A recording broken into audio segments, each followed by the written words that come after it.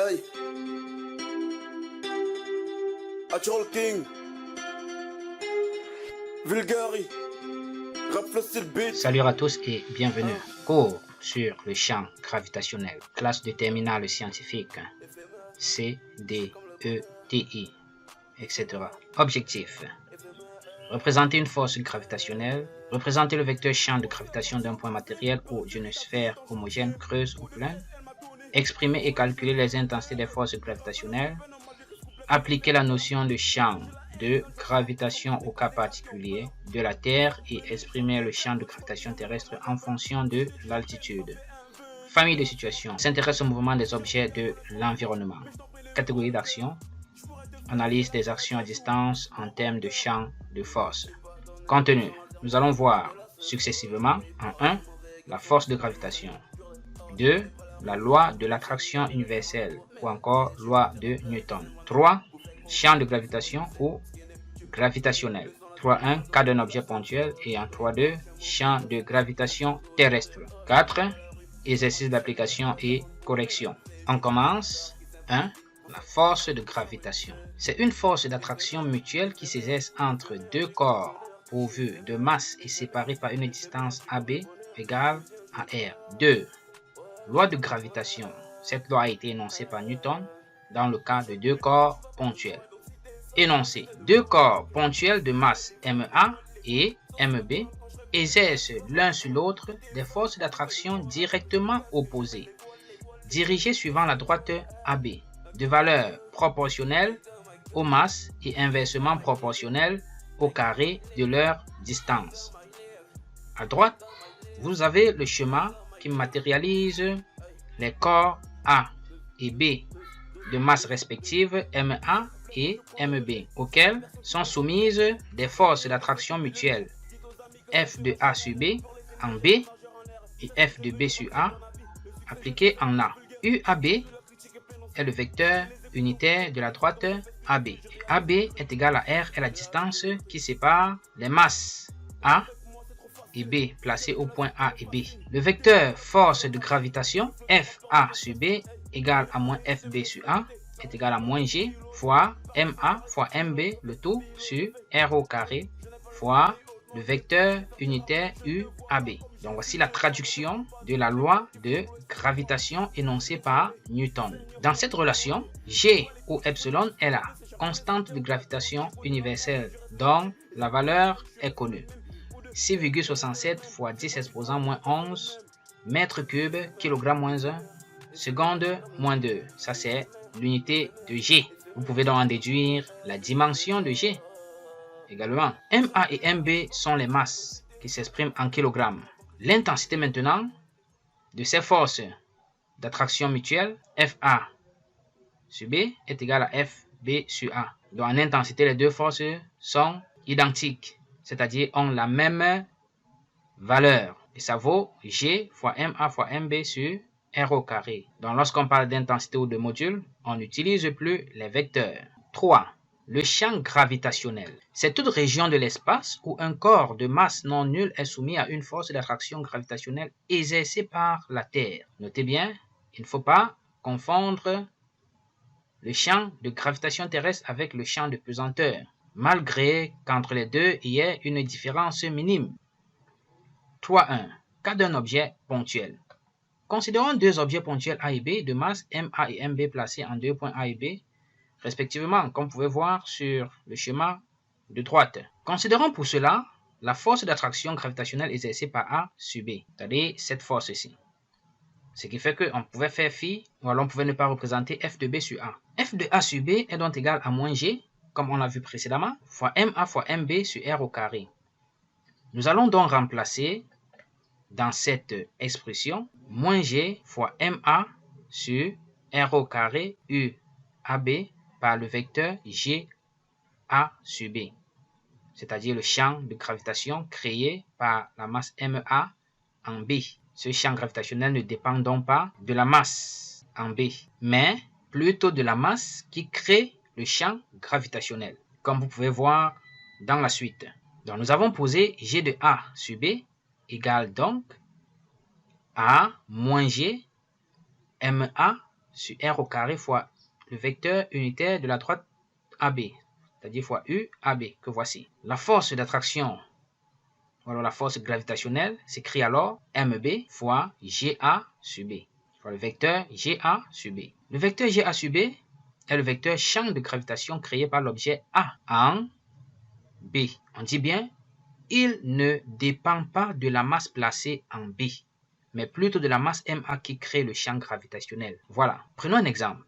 Je considère ici un point T et un point S. Le point T est marqué par la masse MT, supposée par exemple la masse de la Terre, et MS, la masse peut-être d'un satellite. Ça, c'est à titre d'exemple, quoi. La distance qui sépare les deux masses est R, c'est-à-dire les centres de gravité des deux masses, est R. G, le champ gravitationnel exercé par T sur S, sera noté GS, puisque ça, pour point d'application, le centre de gravité de S est égal à GS, ce qui est donc égal à moins G fois la masse, non pas de S, mais fois la masse de la Terre qui crée ce champ en S sur R au carré fois le vecteur unitaire de la droite TS.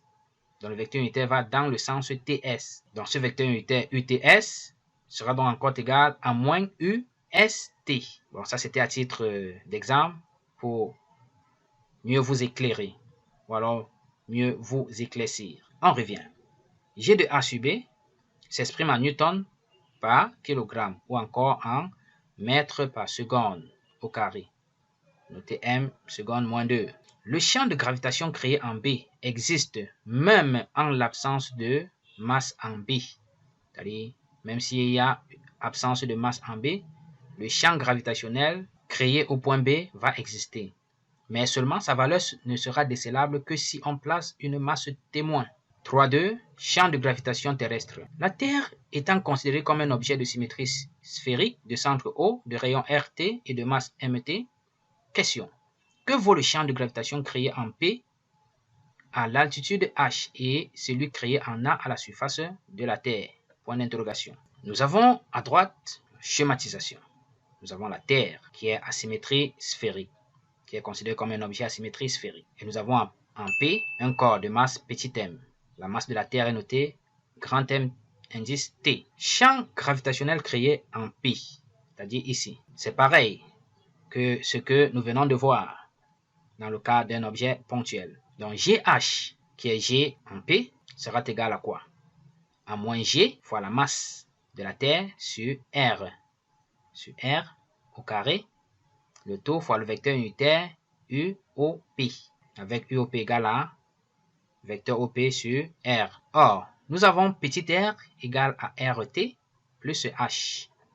Ça devient donc moins G fois MT sur RT plus H le tout au carré fois UOP. Son intensité vaut donc GH égale à G fois MT fois RT plus H le tout au carré. Ce qui vaut donc G MT sur petit r au carré avec petit r là qui vaut RT plus H. On continue avec le champ de gravitation terrestre. Champ gravitationnel créé en A. Au point A, d'altitude nulle, c'est-à-dire H égale à 0, on aura tout simplement G0. Nous sommes ici. Vous regardez la figure à droite. Donc G0 est égal à G au point A. H étant égal à 0 en A. Nous aurons moins G fois la masse de la Terre sur RT au carré, c'est-à-dire sur RT au carré. Le tout fois U maintenant OA. Le vecteur unitaire de la droite maintenant OA.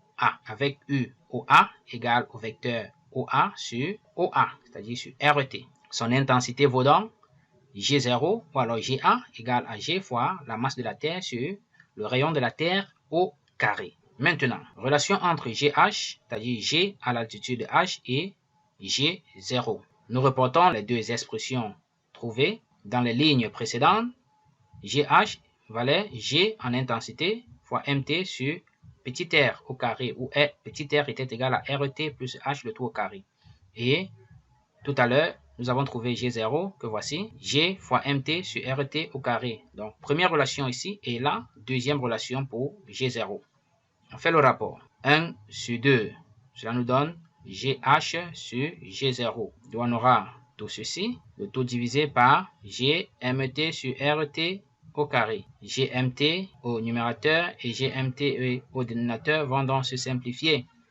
Et on aura donc GH égale à G0 fois RT au carré, le taux sur RT plus RH au carré. Je rappelle que G0 est l'intensité du champ de gravitation terrestre à l'altitude H égale à 0, c'est-à-dire au niveau de la mer. Nous avons donc répondu aux différentes questions posées. Application. Nous sommes à la partie 4. On donne masse de la Terre, MT, masse de la Lune, ML, rayon de la Terre, RT, rayon de la Lune, RL, la distance séparant les centres de gravité de la Terre et de la Lune, petit r. Vous avez là le schéma. Le schéma ci-contre modélise l'orbite du centre de la Lune par rapport à la Terre. 1. On vous demande déterminer l'intensité du champ de gravitation terrestre au point M0 de la surface de la Lune, c'est-à-dire ici, le point M0. 2. Déterminer l'altitude H1 par rapport à la Terre du point M1. Voici le point M1. Situé entre la Terre et la Lune, sur le segment O1-O2, où les champs de gravitation se compensent. Solution. Nous reportons notre schéma, que voici. Nous avons les différentes données. Nous voulons donc déterminer l'intensité du champ de gravitation terrestre au point M0 de la surface de la Lune. Le champ gravitationnel créant M0, qui est Gm0, que voici déjà représenté en rouge, est égal à G fois MT, puisque c'est la Terre qui crée ce champ de gravitation, en M0 fois la masse de la Terre, sur O1 M0, le tout au carré. O1 M0 est égal à quoi? À O1 O2 moins le rayon de la Lune. Nous avons ici le rayon de la Lune. D'où on obtient G de M0 égale à G fois MT sur petit r moins RL, moins le rayon de la Lune, au carré. Application numérique, il ne reste plus qu'à calculer en tenant compte de la constante G dont on connaît la valeur. Le résultat nous donne G de M0 égale à 2,7 fois 10 exposant moins 3 mètres par seconde au carré. Ça, c'est l'intensité du champ gravitationnel créé par la Terre au point M0 sur la Lune, c'est-à-dire à la surface de la Lune. Question 2. Déterminons l'altitude H1 par rapport à la Terre du point M1 situé à la Terre, situé entre la Terre et la Lune, sur le segment O1-O2, où les champs de gravitation se compensent. Il s'agit du point M1 de la figure placée à droite. Donc, on va considérer G1 et G2, les champs gravitationnels créés respectivement par la Terre en M1 et par la Lune aussi en M1. Quelles sont donc les expressions vectorielles de ces deux champs gravitationnels? G1 est égal à moins G fois masse de la Terre créée en M1, le champ gravitationnel G1. On considère le vecteur unitaire U positif dans le sens O1, M1 ou bien O1, O2. Donc, nous avons moins parce que le vecteur G1 est opposé à U. Donc, fois MT sur O1, M1 au carré fois le vecteur unitaire U. Et G2 va dans le même sens que le vecteur unitaire. D'où positif. G fois la masse de la Lune, c'est la Lune qui crée le champ gravitationnel. G2 en M1. Donc, sur O2, M1, le tout au carré fois U. Quel est donc le champ résultant? Notez G en M1. Dans le champ résultant G en M1, c'est vecteur G1 plus le vecteur G2, que voici. On remplace G1 et G2 par les expressions obtenues ici. On obtient donc ça. Dans le crochet, G à l'extérieur, puisque nous avons G dans G1 et dans G2. Puis U également à l'extérieur des crochets. Il faut maintenant chercher la relation qui lie O1M1 et O2M1 en fonction des grandeurs connues, c'est-à-dire R de la Lune, R de la Terre et petit r. O1M1, vous regardez sur la figure, O1M1 vaut RT plus H1. C'est l'altitude H1 que nous voulons, puisqu'on nous demande de déterminer l'altitude H1, où les champs de gravitation se compensent. Donc nous avons déjà la relation donnant O1M1 en fonction de RT et de H1.